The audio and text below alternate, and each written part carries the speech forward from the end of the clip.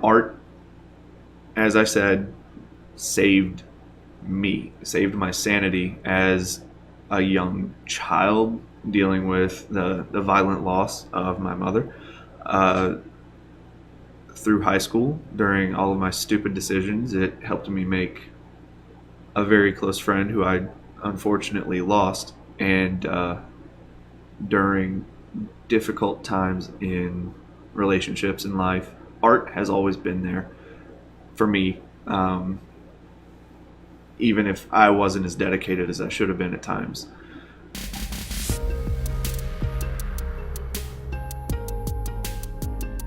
Hey, what's up, everybody?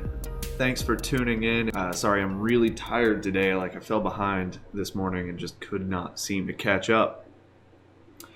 And today's topic is a little bit heavy as well. So, art actually means a lot to me, like a whole lot. So, my mother, she introduced me to art at a very young age. She was fairly talented herself. She enjoyed more technical art, so like drafting and design. But she also introduced me to artists at a very young age. Unfortunately, when I was 6 years old, she was killed, and after that, I used art to cope. Some of my earliest memories now, as someone beyond the age of 30, some of my earliest memories are actually with a therapist helping me cope with the loss of my mother. And a lot of the therapy we did was art therapy. So some of my earliest creations were actually me trying to describe some of the nightmares I was having as a tiny little kid. But that oddly really helped me when I was younger.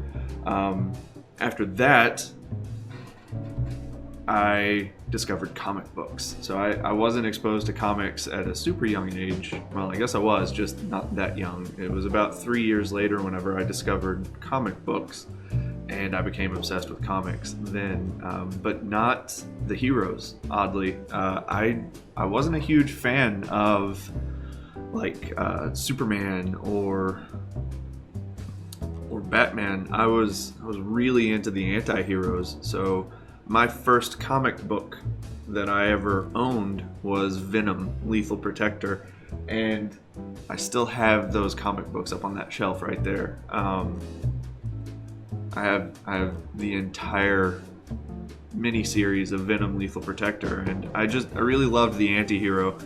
For some reason, I could relate more to that as a kid because, you know, I'd been through things already at that point.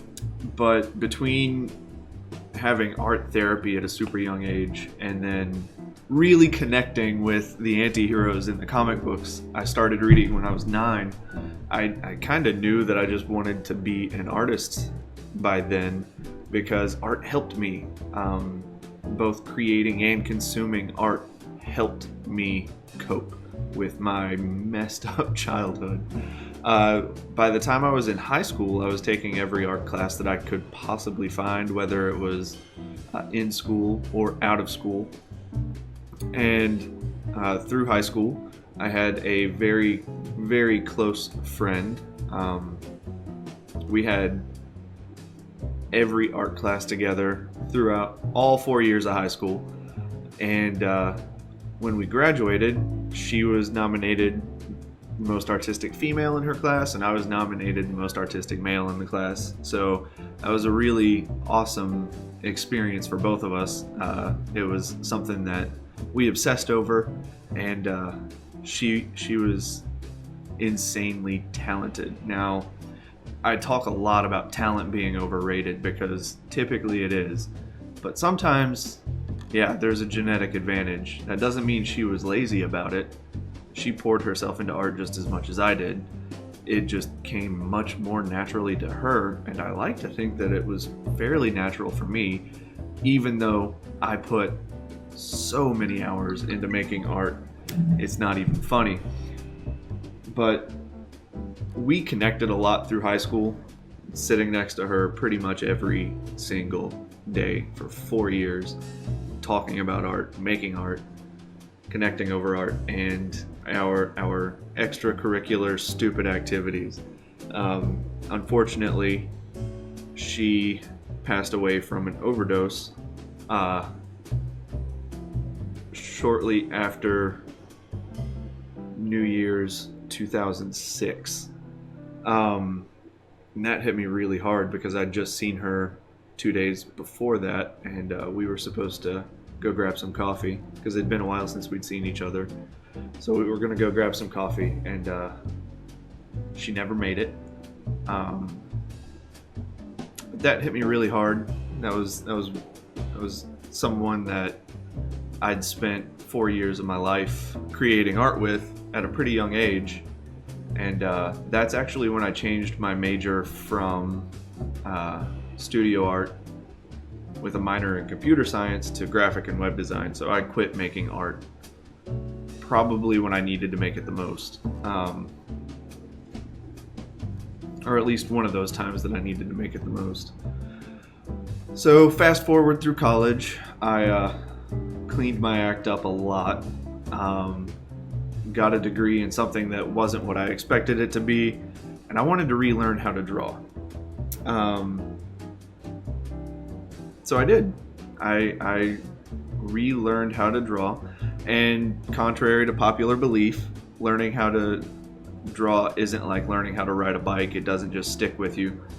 So I actually had to retrain myself how to draw, and it took time. It took a lot of time, and that was time number one of relearning how to draw. But I needed to do that because of a relationship that I was in that just wasn't healthy. So a lot of stuff came bubbling back to the surface, and I needed a way to cope. So I sat down with a sketchbook and I just drew. That relationship ended badly. I ended up back in Kentucky, but I was still drawing. And then in the middle of all of that, I sliced off a huge chunk of my index finger on my drawing hand, and thought I'd never be able to draw again. Thought I'd never be able to paint again because there was a lot of nerve and tendon damage. Like, I still don't have full range of motion, and took about a year to be able to really start drawing again. But this time around, I thought I would relearn using the best methods that I'd picked up throughout the years, and see what helped me recover that muscle memory the fastest, what would help other people learn how to draw the fastest. Now, that's not to say it's a quick process, because it's not. No matter what it is, no matter how talented you are, learning how to draw well will take time. And if you don't accept that up front, then any skill that involves some level of mastery isn't going to be for you. But if you're willing to put in the time, like I have 3 times, the first time relearning number 1 after college, and relearning number 2 after chopping a finger off, if you're willing to put in the time and the dedication, then you can totally learn how to draw. Now, art, as I said, saved me, saved my sanity as a young child dealing with the violent loss of my mother. Through high school, during all of my stupid decisions, it helped me make a very close friend who I unfortunately lost. And during difficult times in relationships in life, art has always been there for me, even if I wasn't as dedicated as I should have been at times.